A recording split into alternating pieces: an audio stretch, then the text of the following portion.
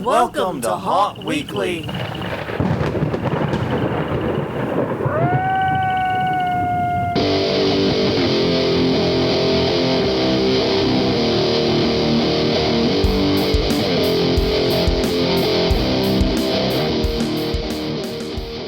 Hello, everyone. I'm Jonathan. I'm Crystal. And this is Haunt Weekly, a weekly podcast from the Untitled entertainment community. Whether you're an actor, owner, or just plain aficionado, we aim to be a podcast for you. And we return to you this week with another topic where we are revisiting something we did way early in Haunt Weekly's history. Mm-hmm. One of my favorite episodes we did in the early days, actually. But we're going to revisit the topic and talk about it with some new light and some new ideas and some new thoughts on the subject. I'm excited about it. We're talking about touch versus no touch haunts. Both the industry, us, and literally everything around this topic has changed, at least to some degree. Yeah. So it's worth revisiting. And here's the thing. One of the things we've realized is that we have all of these old episodes that are like 6 years old.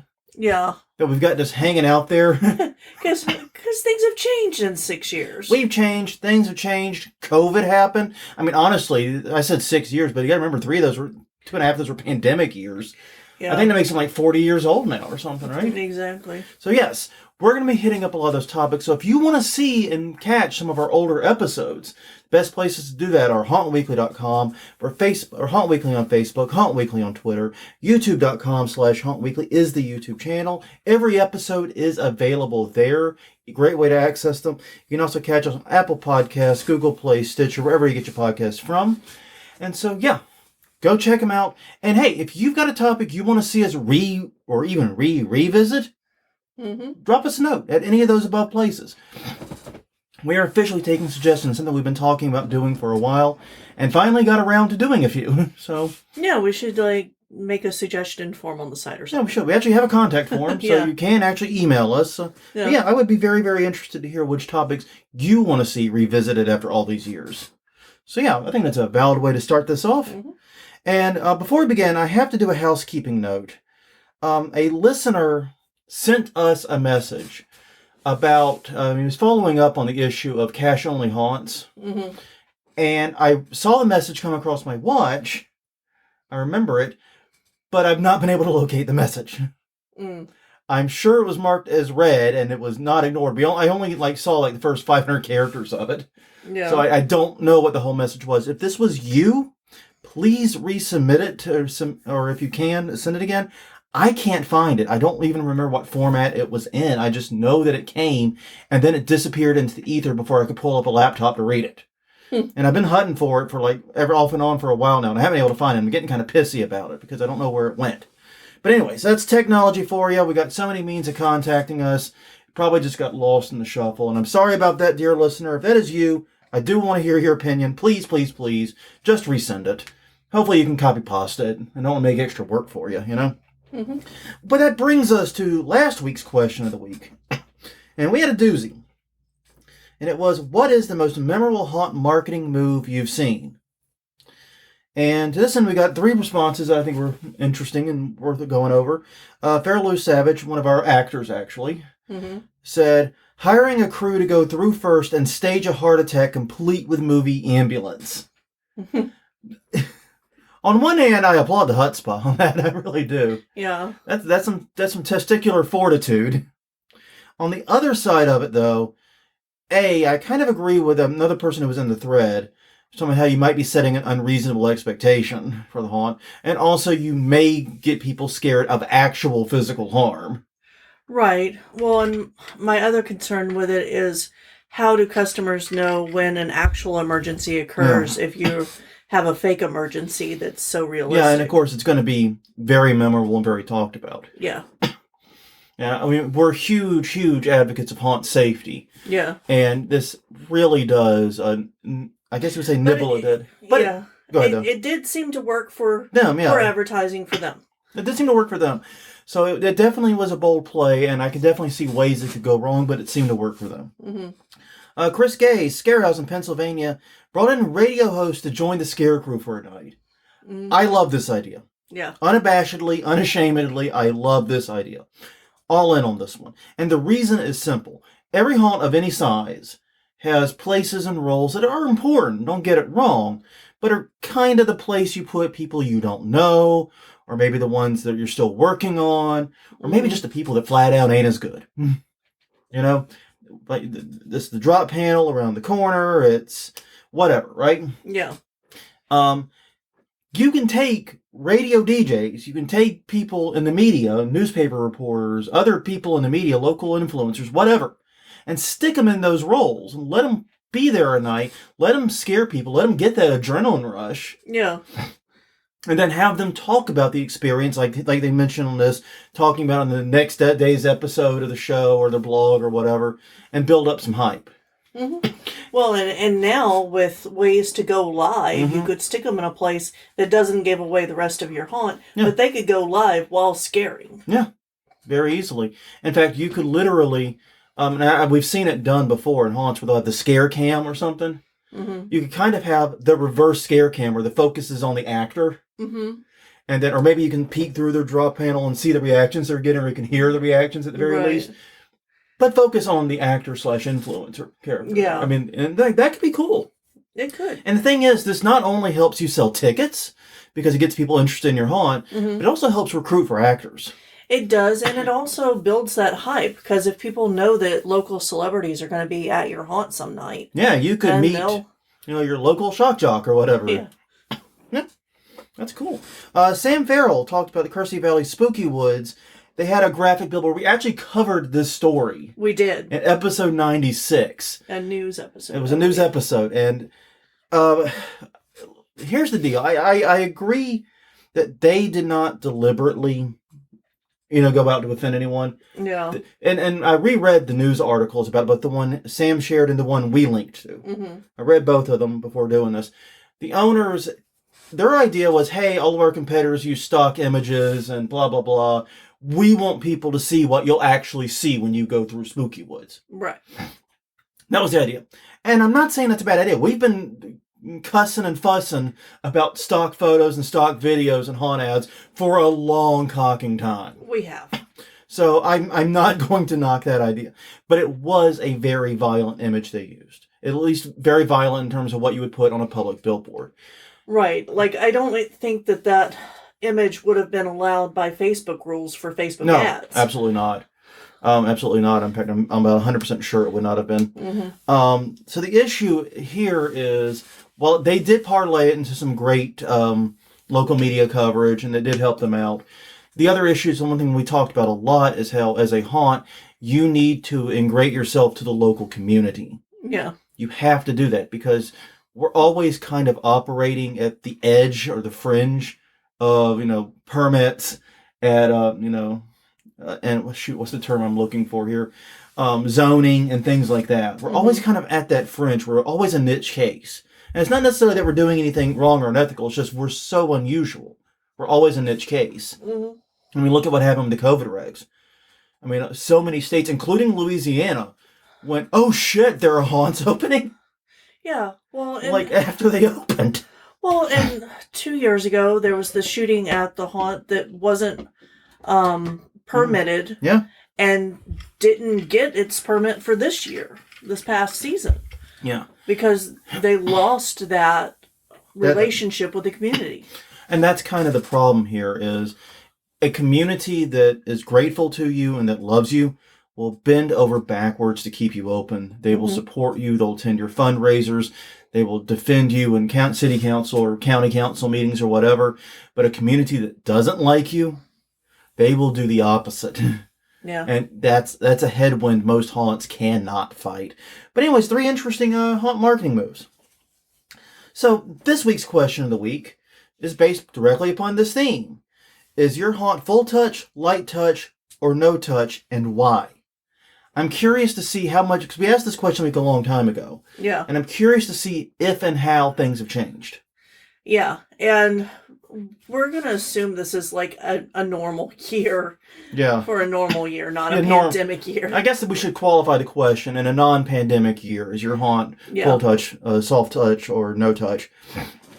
And that's a good point. We do have to mention that because pandemic obviously caused a lot of touch haunts to abandon being touch haunts because they couldn't maintain social distancing when things we're going to get into in this episode. Mm-hmm. So yeah, but in a non-pandemic year, what is your haunt style?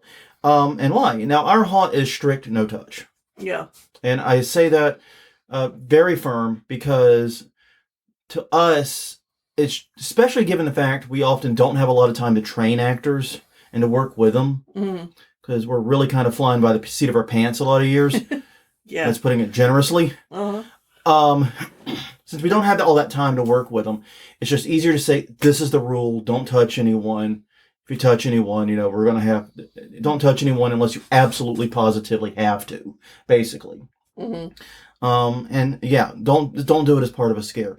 Now and we'll talk about this too, we incorporate touch in other ways, but we're strict no touch just because with the amount of time we get with our actors, it's realistically the only option we have. We really can't go beyond that. So yes, what is your haunt status? Let us know. Once again, hauntweekly.com, Haunt Weekly on Twitter, Haunt Weekly on Facebook, and youtube.com/hauntweekly. Leave a comment. Great way to get things across. I actually get emails for those, and they seem to stick around. I have no idea what happened to that message, and I'm peeved as hell by it. Anyways, so getting back on track. Yes. We originally did this in episode 11. We sat down with our friend Kyle, who was our first guest. Yeah.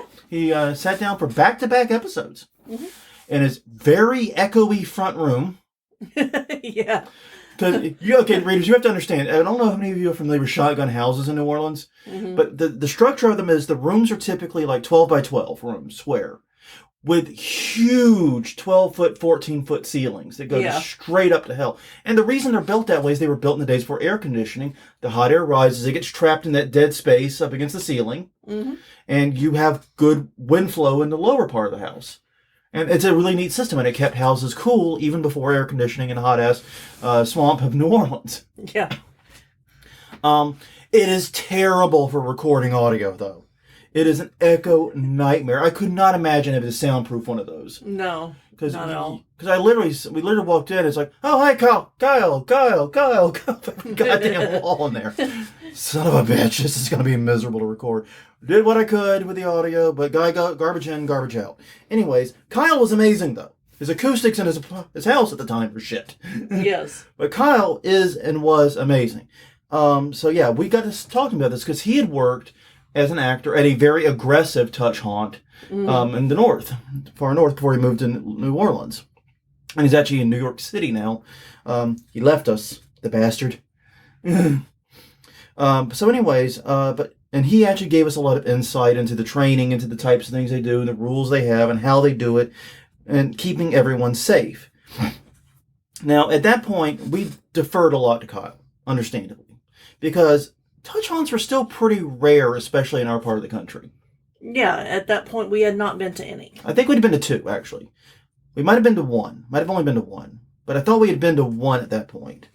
I don't know. That was a long time ago now, and I'm struggling to remember. But yeah, now we've been to several. And we've been to both some hard touch and soft touch haunts. Yes. And of course, we've been to a few haunts that said they were no touch, but they still fucked with us. Yeah. In particular. So yeah, we wanted to revisit this topic and talk more about it from both sides of the coin and discuss what we've learned since, including some feedback we've gotten from haunt owners. And basically, though, I cheated a little bit and I kept the format the same because I think the format of episode 11 was great. We're just going to add all the new information. So the benefits and drawbacks of touch haunts. And the main benefit, and the one that really is multiple benefits into itself, is that it adds a new type of interaction between actor and customer. That simple. Yeah, because it is still fairly rare, and it's going to be, especially during pandemic, that people aren't expecting it when they go in. No. And I can't tell you how many times I've heard people say, "Oh, I don't like haunted houses because they touch you." Yeah. Yeah, and that's a serious problem with touch haunts we're going to get into in a minute. Yeah. But it does increase unpredictability. If I enter a room and it's a non-touch haunt, I know one thing that will not happen to me. Exactly. I know I am safe from that. Exactly. If it's a touch haunt, even just a light touch, I've lost that certainty. And it could be possible this person's going to come and floof my hair or rub my shoulders or tickle the back of my neck or whatever. It could be that there's going to be physical contact. It adds an uncertainty, and it gives the actors something else they can do on top of the other things like shouting, popping out, talking to, interacting with customers. It gives them another tool. And it gives them more types of scares. The second thing is it adds hype. There's not much doubt about this. Touch haunts are still not the norm, and once again, especially post-COVID. And like I said, we're approaching a lot of this like COVID's not a thing because we did the first episode when COVID was not a thing. Yeah. So just keep that in mind. But yeah, it's still not the norm. Even right before COVID, I think like 2019 season was probably the most touch haunt heavy season I had seen. And even then, less than a quarter of the haunts we attended were doing it. Yeah. Far less than that, actually. It's probably only one or two. So, yeah, it's still something that's very unique. Touch haunts are not the norm. It's still unusual. It's somewhat rare. And as such, it can easily serve as a unique selling point. If you go back to our hype episode, we talked about finding your unique selling point and then adding a bit of mystery on top of it. Yeah. And how that is how you build hype. Well, your unique selling point could be the only full touch haunt or the only light touch haunt in the area. Yeah, that actually can be a unique selling point. It's verifiably true. And if it's truly unique and no other haunts are doing it, then yeah, it can be a big deal. It can actually work for that. And the final thing is, if it's used well, it can genuinely be scarier. Now, here's the thing. If it's used well is doing some heavy fucking lifting in that sentence. It is. It is fucking Herculean lifting on that one. Yeah. Because of the touch haunts we've been to, only a couple, I would say, have done it remotely well or right to my book. Yeah. I think the Asylum does it well. This time that's the secondary house at Rise. I think they do it well. Raven's Grinnin does it well. Well, yeah, but this Rise, really, I guess it is a touch haunt. Okay, so later down in the notes, you're getting into ways to touch without touching. Yeah. Without using skin. Yeah. So if you consider that touching, then it is. Okay. No, I don't consider that touching. This is physical contact between people, though. Okay. Basically, if the customer comes up and asks, do people grab you? Which is probably the first most common question I get. Then, and what is your answer? Is it yes or no? Okay. Because I can say, that's the thing. So, yeah, it's just frustrating. Sorry. But so, yeah, I think that it can be. Asylum is the only one that does it well, then, if the definition is physical contact from person to person. From person to person, yeah. And that's the one I'm kind of working with for touch haunts, because a lot of the drawbacks of touch haunts go away if it's not person to person. Yeah, it does. In fact, we're going to be discussing those in a second. But yeah, it has to be used well. The Asylum does it well, and I'm sitting here struggling like an asshole to think of a haunt that actually did it well. I do think one of the haunts in Houston did it fairly well, but they didn't really consider themselves a touch haunt.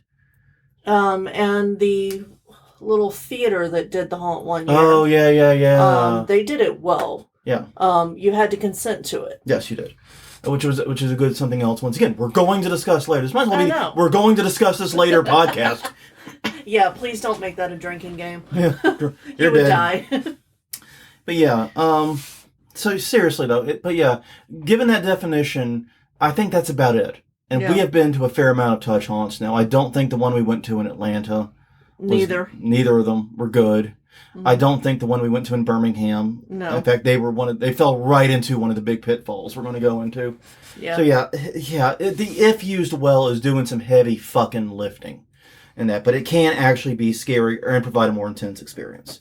The drawbacks, one, it's a greater risk for actors. This doesn't get discussed a lot. Mm-hmm. If you're designing your haunt well and you're in a no-touch scenario, your actors are never really in a position where they are going to be punched by a customer or be attacked by a customer that they can't quickly and easily retreat. Yeah, exactly. You lose a lot of that when you know the actor has to be within 3 feet. Yeah, if you're getting in my personal space so that you can touch me, then you don't have as much room to go away. And even if you do have a Or retreat as space, fast. it's going to be more difficult to get out of it. Yeah. There's very limited retreat ability, and aggressive customers become much, much more dangerous in this environment. So yeah, you're going to need greater security. Second, it can impact insurance. Now, here's a weird thing. We talked about this in episode 11. Mm-hmm. And this was the first point I made that several of the local haunt owners actually spoke with me independently. Mm-hmm. None of them have done it. None of them knew the others were doing it. Yeah. But several of them spoke to me independently to say that actually either they were looking into it or they just opened one or whatever. They were considering it. And they all said that it did not impact their insurance, at least not significantly. Your mileage may vary. And in fact, it's very possible that your insurance may not permit it. So get with your insurance agent before you make any moves here to try to become a touch haunt at all. Any moves. And yeah, it may be a situation where this is a tempest in a teapot and that maybe the rates go up a tiny fraction or not at all. That's great. But it's something still to consider because we live and die by our insurance at the end of the day. Greater risk of accusations. Okay, a touch haunt opens up the possibility of accidents happening, like people being groped. You go for a shoulder, the person moves unpredictably, you get a boob. Yeah. Shit happens, and I get it. We have all, if you've gone to enough haunts or acted in enough haunts, you have absolutely touched people in ways you did not intend to, and they did not intend to be touched. Right. That has happened. You have collided with people, you have rubbed people, you have accidentally, in my case, I accidentally groped a poor female actor that was at the end of a claustrophobia tunnel. Yeah. Because I was pushing the stuff away and Yeah. Why would you put an actor there? Just why? Well, yeah, and I'm not sure that they didn't choose that spot themselves. But anyways, go ahead. Sorry. No. Save me. Yeah, but it can lead to accusations, and your customers don't always know that it's an accidental touch if it occurs. Yeah, and it can also lead to physical assault. What happens if I'm going to touch the back of someone's hair, play with their hair, and they lunge back, and now I've accidentally punched them in the back of the head? Yeah. I mean, it can lead to physical assault allegations, too, because people move unpredictably, and actors who are touching may not always be in full control of the situation, because there's two parties involved in the touch. Right. And we know that customers move unpredictably. And if you think you can predict how customers move, well, I think there's a multi-million-dollar career waiting for you. Yeah. Because a lot of haunts would love to hire you. Mm-hmm. Yeah, it's just, you realistically can't. So, yeah.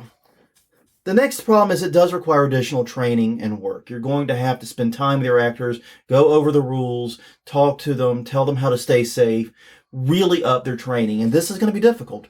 The actors need training on when and how to touch. And it's probably not a good idea for multiple reasons to not have all actors in touch roles. In fact, probably only have a tiny percentage. Yeah, and I would say that with your touch actors, you want to pair them with one that's not touch, that is a witness to it and is trained to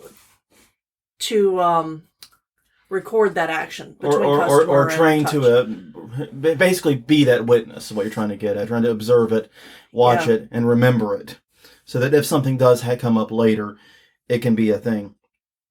So yeah, it's going to require more work, and finally, it may actually scare some customers away. Mm-hmm. This is something we don't want to talk about because there are thrill junkies and the true adrenaline hounds who they want that extra experience. They want that hype. They want that extra. They want that. They want their 6 cup of coffee, man, and they're not feeling it yet. They really want that hype. They want that. Some people want that. But at the other side, you have haunt customers that really do love being startled. They love the scare. They love being in the environment. They love the spookiness, but they don't like being touched. Yeah, and like I was saying earlier, there are plenty of people who have told me I don't go to haunted houses because I went to one time and they touched me after they said they weren't going to, and I'm never going to another one ever again. And not even hours. No. And I'm like, and the thing about hours, I'm almost like, you realize with our haunt, you're never in direct contact with the actors. Yeah. I'm like, look, you know me. Like, on a personal note, you know me. I will give you a lights-on tour so you can just see what it's like. Yeah, we won't scare do you. it. Yeah, people hate. There's a lot of people that hate being touched. They're just not comfortable with it. That is a line they will not cross for entertainment. Yeah. And that has become, I think, more true with the pandemic. I think Definitely. we have more people that fit that bill now than ever. I mean, hey, I'll admit it. We got that AEW event coming up in April, May. If it stays there. If it stays there, I'm still antsy about the first time I'll be in a crowd in 3 years almost. Yeah, I'm looking at all of the tapings and going, okay, that crowd's masked, that crowd's not. Like, where are they in the country? Yeah. You can pretty much tell. Yeah, I'm antsy about it. And I would be more antsy about a touch haunt today than I was in 2019, 2018, etc. Yeah. Just because, even without the fear of COVID, we have learned about how things are transmitted and how things are shared. Mm-hmm. Forget COVID. I don't want to get the flu. I don't want to get your nasty head cold. I don't want to get your sinus infection. I'm more antsy about it because we're all more conscious about that close proximity. Yeah, I mean, everybody talked about haunt crud before COVID. Yeah. I don't want to get that as a customer coming through. Yeah. So, yeah. Anyway. So, all that being said, if you looked at the advantages and disadvantages, said, hey, we want to do touch. Light touch, firm touch, whatever. Mm-hmm. And by the way, for the record, I know I've said the light touch, hard touch thing. Light touch is typically just light brushes, messing with someone's hair, maybe tickling the back of their neck, tickling their wrist or their ankle, whatever. And if something light where full touch or hard touch can involve grabbing, moving around, pushing. It can involve more separating from groups. It can involve acts that in any other place would be considered just violence.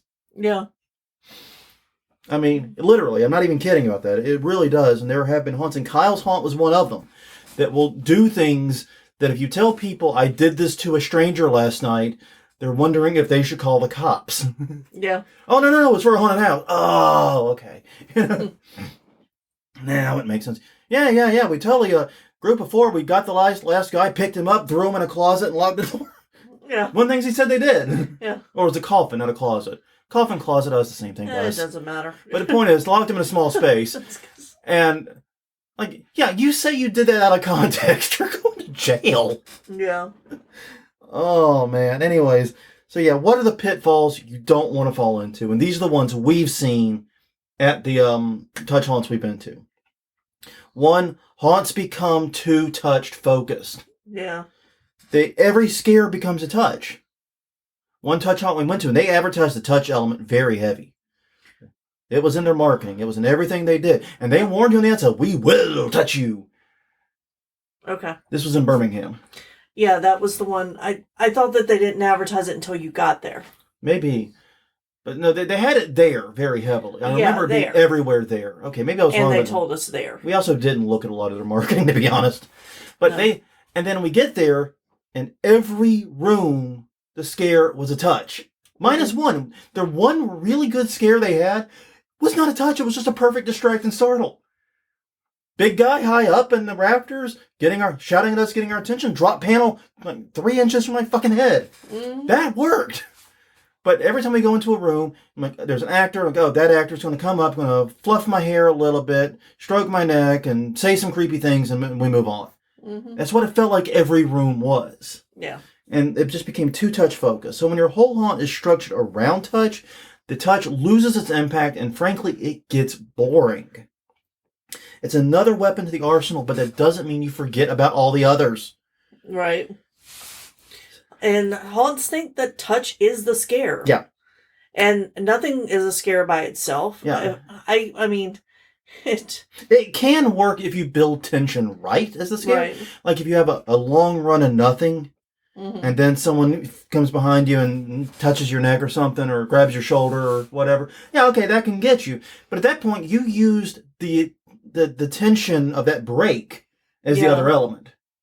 Yeah. It's not just randomly people pawing at you the whole way. Yeah, like if you're going down a dark, quiet hallway and someone comes up and grabs you by the shoulders and yells right behind you, and the person didn't feel it at all, didn't know that there was anyone there. Yeah. That could work. That could work. But you're using the tension, you're using the nothingness as the distract in a way. Yeah. Because you're using that big bucket of nothing happening let people hype themselves up. And that's an important thing to do. I mean, like we talked about that before in timing. But yeah, basically it's don't forget your distract and startle basics.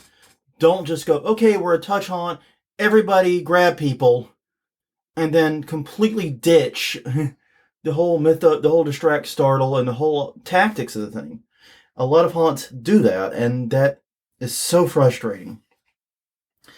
And finally, poorly trained actors can cause problems. And the first problem they can cause is getting too frustrated when their touch didn't get the scare. Mm-hmm. And that can cause them to get more aggressive with the touch than maybe they should be. Yeah. But basically, this is once again going back to the accusations of physical or sexual assault and bad publicity. People come to haunts because they want to be scared, but they do not actually want to be hurt or traumatized. Mm-hmm. Exactly. I wish more haunts would get that. Yeah. Because it really does feel like, and I get it, haunters, I understand, we are junkies.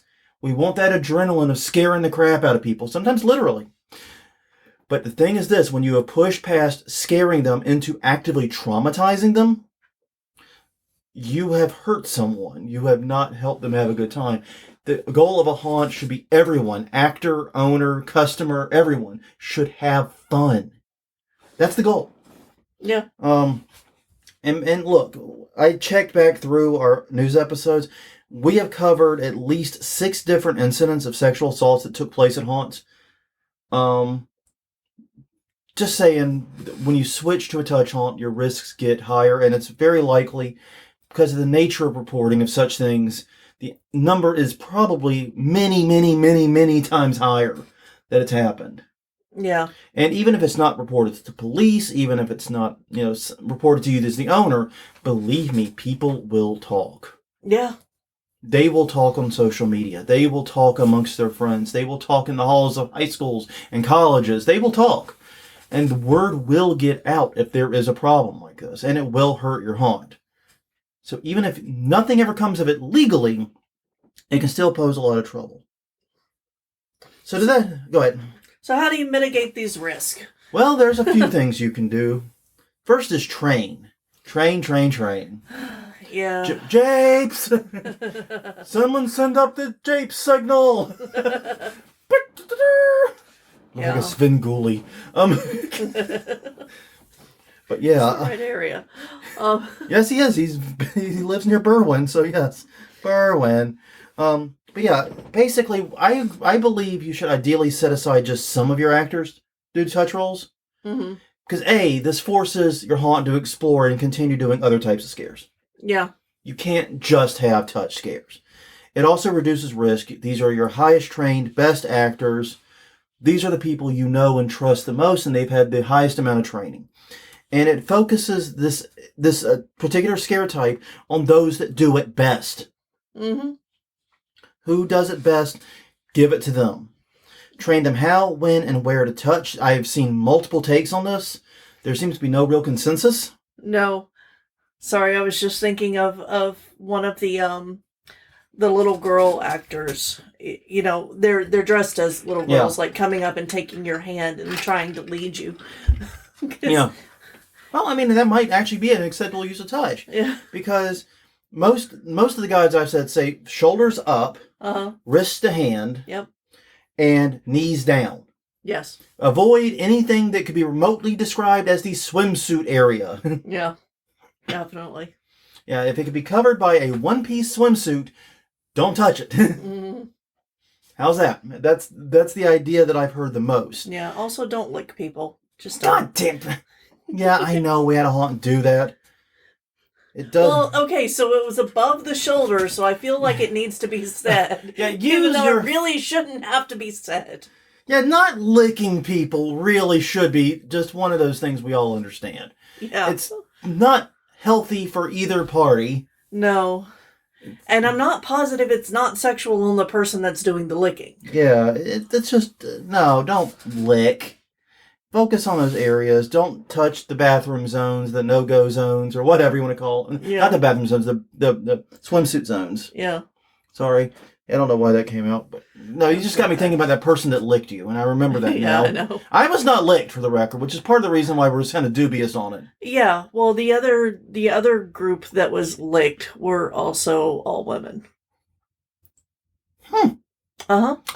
What a coinky-dink. Uh-huh. Moving on. Set up the scene so that actors can quickly retreat.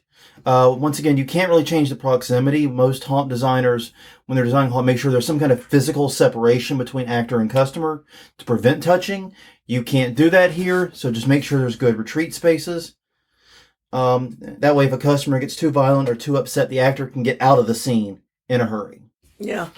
And this is also where you want to put that second actor in so that if something does happen, they can try to de-escalate it. And that training should happen. Yeah. All actors should have de-escalation training. Yeah.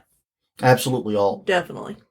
And de-escalation. Honestly, all humans should have de-escalation training because it's a very important skill to have and we don't teach it. No. Clear signage. Make it clear in your haunt marketing and your signage that this is a touch haunt. Or if you don't want to do that, have customers opt into it. We've seen like Eastern State Pen does necklaces, glow stick necklaces that you have to wear. Now the problem with that is several people report buying the necklace or consenting to it, and then the necklace falls off halfway through the haunt.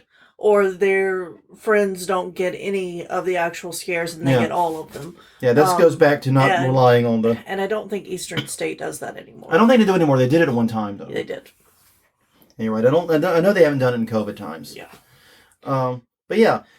Also, remember, people cannot consent to be assaulted. You and I can agree to have a boxing match, but the minute I take off my gloves and say, I don't want to box anymore, if you continue to punch me, that is assault. Yep. You cannot consent to be assaulted. That means no matter what waiver they sign, no matter what necklace they're wearing, or whatever indication of consent they gave, the minute they withdraw that consent, back the fuck off. And to that end, definitely consider safe words or some way that people can opt out of it. Yeah.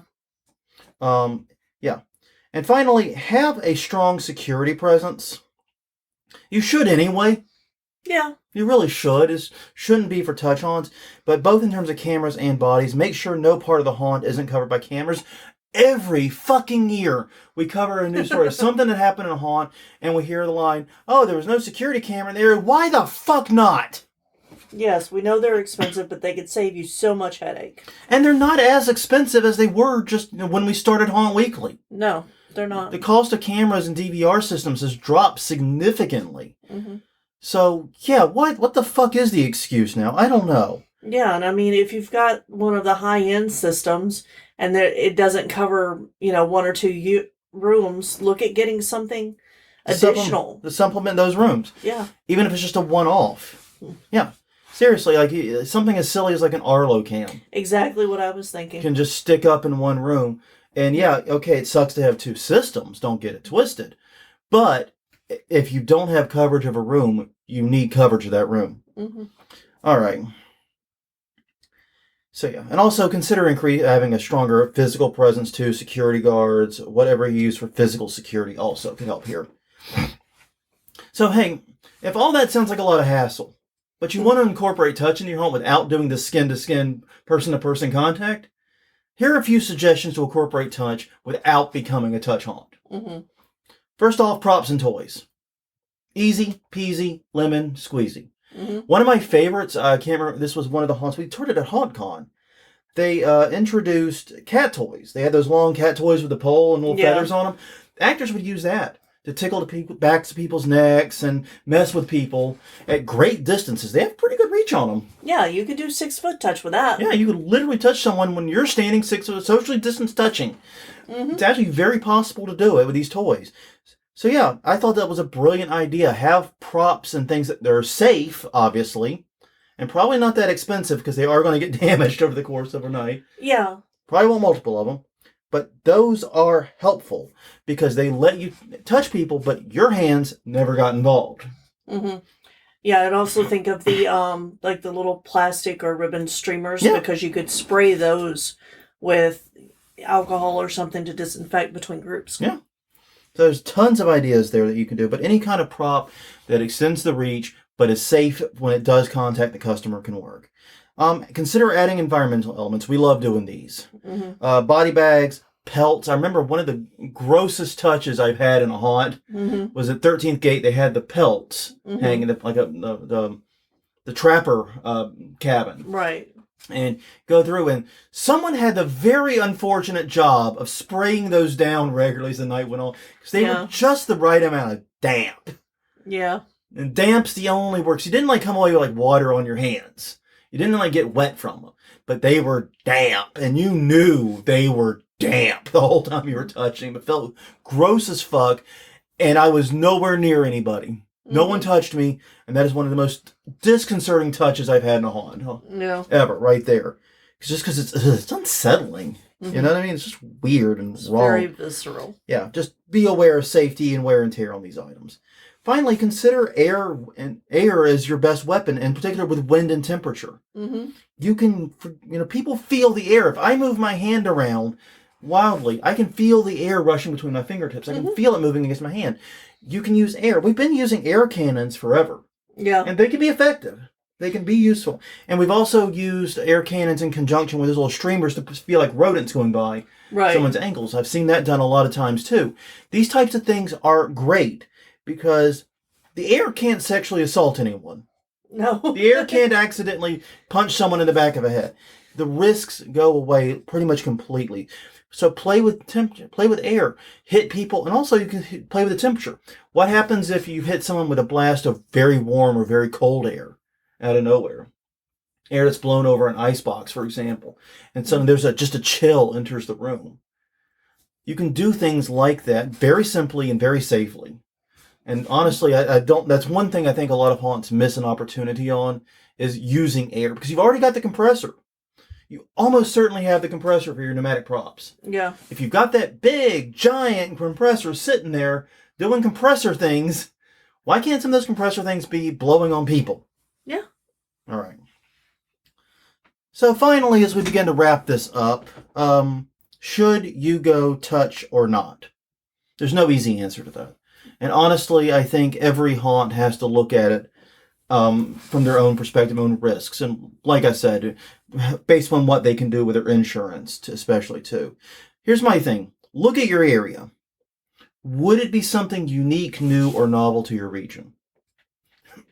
And by area, I mean the local haunt region. Like for New Orleans, I would say it would include Rise and Baton Rouge, even though they're not in New Orleans. Yeah. But they're definitely in. People will travel to those haunts distance. Like 100-mile radius. Yeah. Look in that radius, see what other people are doing. The worst case scenario is that it's not unusual enough to be unique. So there's several others out there. Mm-hmm. But not common enough that it's standard or expected. Because if it's standard or expected, then you might have to go touch or get a little bit more into touch than maybe even you want to, just because it's what your region is doing. And you've got to keep up. But if it's not unique and it's not that, then there's almost no real reason to do it. Because people that want that experience have other places they can go. Yeah. Do you have the actors that can do it and do it well? Take a moment. Seriously think about your actors and your actor corps. Do you have people that can do it and do it well? Only you can make that judgment. But do you? Is your haunt set up for it? If you have designed your haunt and built it around a no-touch haunt, likely you have a lot of design elements you're going to need to change. So, how much renovation is going to be required? Think about it. It could actually require a fair amount. Is your insurance okay with it? Mentioned this several times. But here's the thing. Even though, like I said, I haven't had a haunt owner come to me and say, oh yeah, it raised our rates a lot. They've all said it was either negligible or non-existent. Still, you need to find out before you do anything. This is something you need to work out with them immediately and before taking step one. Because any step you take going toward it being a touch haunt, whether it's a more touch or whatever, any step you take could be wasted. And we can't afford wasted time, energy, and money. Mm-hmm. And finally, what about local laws and state codes, especially with COVID-19 regulations? Yeah, I mean, right now it's probably a no-go. But whenever those things change, well, it's a no-go for us. In other areas in other regions, they're not as strict as we are. Yeah, here. we are in Orleans Parish. And Orleans Parish has easily the most restrictive COVID regulations in the state. And that makes sense. We are the biggest city in the state. We are where people are living on top of one another. Well, and where tourists come. Yeah. Most tourists are going to come here. I don't think many are hitting up Shreveport. Or Baton Rouge. Unless they're looking to go to LSU. Or they're looking to go to that weird science museum. Oh, nobody goes there. Nobody goes there. Yeah, we were the only people there when we went. Nobody comes to Louisiana to go to the Baton Rouge Science Museum. With more Jesus than science. Yes. Oh, man, that was funny. Oh, it'd be tragic. You know what? Okay, it'd be funnier if it weren't so sad. But seriously, yeah, it makes sense. And I understand why we have these regulations, and I support them. And we worked hard to comply with them. Yeah. You know, what are your options here? So, yeah, think about that. And I don't know if these regulations are going to be around this September, October. Mm-hmm. I really don't. I mean, right now, we seem to be coming off the end of the Omicron spike. So maybe we're going to learn more about the Greek alphabet. Maybe we won't. Who knows? Haunt season is still, more than 6 months away. Mm-hmm. So who knows what lessons we're going to get. Anyways, for me, this is the problem. Okay, if you're not scary without touch, you won't be scary with it. Yeah. And that's really it. You can use touch as a component to amp up or further take an already good haunt to a further place. But if you're not scary, if it's not working, touch is not the magical solution. That is the equivalent of having kids to save a marriage. Yeah. It's that kind of logic. You cannot fix your woes by simply adding touch to it. It creates a lot of difficulty and a lot of challenges that you do need to address. And if you're not addressing them, you're being reckless and irresponsible, to be frank. But it can't. If your haunt isn't scary without touch, this isn't going to magically fix it. No.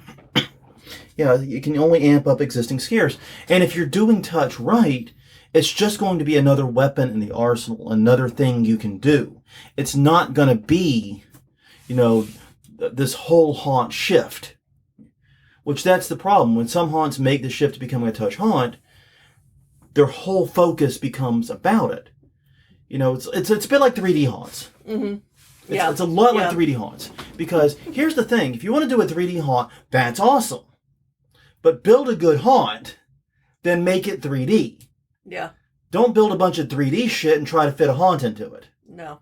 You're doing it backwards. Same problem here. Try to build a good haunt and add touch elements to it. Don't just try to make a place where people are going to be touching you. It's a conveyor belt of touchies. Don't do that. Do it the other way around. Build a good haunt, add touch elements to it. And I think that can work really well. Now, I've seen it work well. Like the Asylum is a great interactive haunt. And yes, they touch, but touch is only a very small part of it. Mm-hmm. Most of it is the interaction verbally and in the space and the scene with the actors. Well, and I think that a lot of times in that one, the touch makes sense. Mm-hmm. Put a hand on your shoulder as you're handing me a dressing gown. Yeah. That sort of thing. So it's not just walking up going to your hair out of nothing. Yeah. Sometimes that happens, but... Well, yeah, but a lot of the touches. Okay, and it does. It's usually someone playing an insane inmate that it makes sense they would probably do that. Yeah. It's not just random actor popping out to play with your hair or rub your shoulder. No, and again, it's true. What they've done with the Asylum that I love is they've built a great narrative. Yes. And touch is incorporated as part of that narrative. It's not that they tried to make the narrative fit the touching. Yeah. I think that's a good point there. Good job. That's good acknowledgement, Crystal. It's good. So I think that's a good point. So yeah, don't try to make a touch haunt. Try to make a great haunt with touch elements. Yeah. Anyways, I think that's all we have for now. And honestly, I was thinking about it as I was writing the notes for this, that we have just not seen a lot of haunts where touch added much. Mm-mm. Or touch was used what I would consider to be particularly well. Yeah. Well, because like I was saying, you've got the haunts that think that the touch is the scare, which it never is. It's just out of place. And then you've got ones that try to make it more like a human interaction and it's more natural. Yeah. And I think that that's a good way to use touch. Yeah, I agree. If it seems like you're just trying to find an excuse to touch people as much as possible, yeah, it's going to be annoying, it's going to get predictable, it's going to get boring, and it's going to seem very weird and out of place. Mm-hmm. But if you build a narrative and build a haunt that incorporate touch elements into that, it can really amp things up. And I think that's kind of the problem, is I think a lot of haunters are looking for that one quick fix to make their haunt from boring to super scary. And you're not going to find that. You've got to build a scary haunt. You've got to have scary actors. You've got to have all those pieces in place. Yeah, there's not a golden ticket to have a scary good haunt. I wish there were. I wish I could sit here and tell you, oh, just do these 3 things and you'll have the scariest haunt ever. But no, it requires the confluence of a million different variables. Yeah. And touch can be one of those variables, but just one. Well, on that note, everyone, thank you very much for spending the past near hour with us. Greatly appreciate it. My name is Jonathan. I'm Crystal. And this has been episode 323 of Haunt Weekly. Check out more Haunt Weekly at hauntweekly.com, Haunt Weekly on Twitter, Haunt Weekly on Facebook, youtube.com/Haunt Weekly is the YouTube channel. Every episode is there. I know it's my favorite way to access the archives. Mm-hmm. Encourage you to do the same. But until next time, I'm Jonathan. I'm Crystal. I know, we just did that. I know. I did it out of order. Shut up. I know. Touch, touch, touch, touch. I'm touching you. Bye. Yeah, we'll see you all next week for episode 324. Where it's time to do the news. I have not heard shit for news this past month, have you? It's going to be difficult. It's going to be a challenge, but we're going to do our best. And if we can't find enough news, we'll cover something else to fill the hour. We'll see y'all then.